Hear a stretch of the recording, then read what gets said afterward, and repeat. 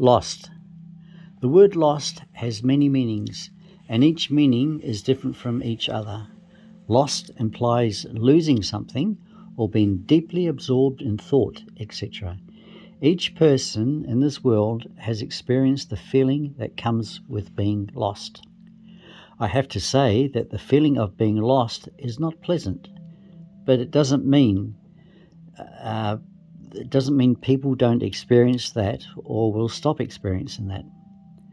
Being lost means while travelling, losing their way or so deep in thought that a person doesn't know what is going on around them or losing themselves in themselves. Everyone experiences different types of feelings of being lost, just like being lost has different meanings. Here, I will talk about only one type, and that is going to be my DOS friend and I losing our way while walking around the top of Mount Putawaki. I am an adventurous person, and I like roaming around our beautiful trails.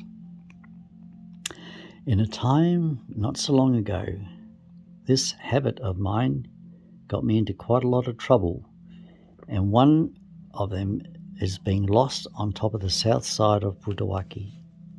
I never thought that we would get lost. Nowadays, every phone has GPS system, and because of that, 95% of people can't get lost. However, our situation fell under that 5% of cases.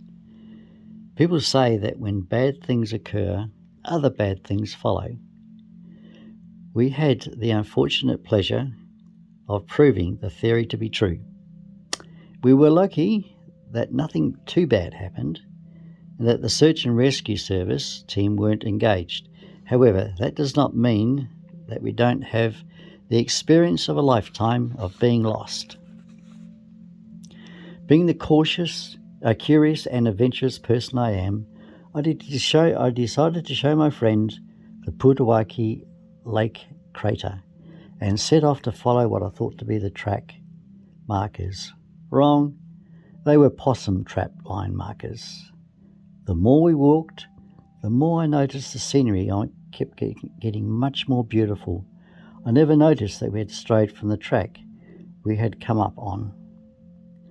When I came to my senses, it was too late for us. We were already lost. We had walked quite a distance. At first, I wasn't panicking or freaking out. I realized that we were lost, but couldn't blame myself because of the lovely scenery in front of us. At this point, I also realized that nature can be so beautiful and that it can make your head spin. After realizing that we were lost, the first thing my friend did was to check her phone and see how far we had strayed from the top. However, no such luck, because there was no network, which made her phone practically useless.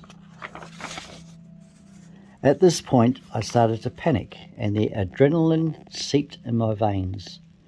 After doing this for a couple of minutes, I realized that it won't help us get back on track, and I should calm down first. We were completely lost, and there was no way we could contact anyone for help, which meant we were all on our own. I was scared, and we were alone, and I didn't know what direction to follow. Even after calming down, I couldn't figure out how to get back on the track.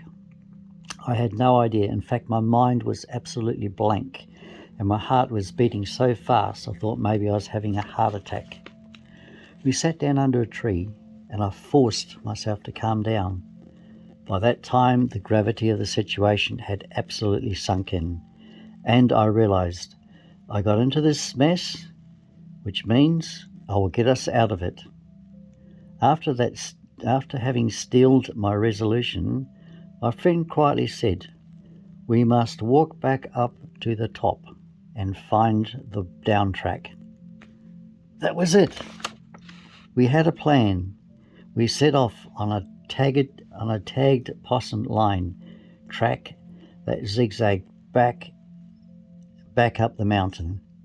Manveer checked her phone and had a network connection. The GPS trig mark was on her phone. We were heading towards the trig station. We were lucky with one thing, which happened to be the fact that the sun wouldn't set for another 2 hours.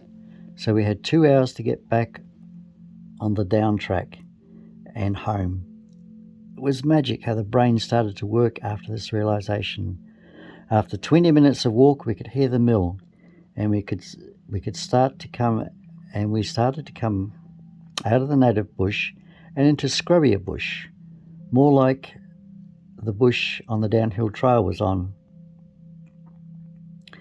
We were still following the possum line markers, and then that stopped. No more markers, just scrubby bush. I said, "We can't be far from the track we came up on. Wait here, and I'll go another 15 metres. I found the track at about 10 metres in front of us. I was extremely relieved. In fact, I yelled out, "I've found the track!" What a relief, all downhill, not on a known track. Made it! We slid and laughed all the way down the track to the start of the track. Our arms were scratched, our shoes full of pumice, and worse for wear, but we were happy to be off the mountain and on the tar seal walking back to the road. The thought of search and rescue involvement, front page of the local paper and on the radio, slowly evaporated from my mind like the morning mist disappearing with the first ray of sunlight. In hindsight, I'm glad we got lost, because valuable lessons were learnt. Stay on the known track. Turn around and head back quickly, first sight of being lost. Some would say getting lost is just another way of saying going exploring. I'm not so sure. I'll end my speech with a quote from Carl Sagan, among other titles, an American astronomer. Who are we? We find that we live on an insignificant planet, in the humdrum star, lost in the galaxy, tucked away in some forgotten corner of a universe in which there are far more galaxies than people. And that's all I've got to say about that. True story. True story. Yep. True story. In my eye, I got some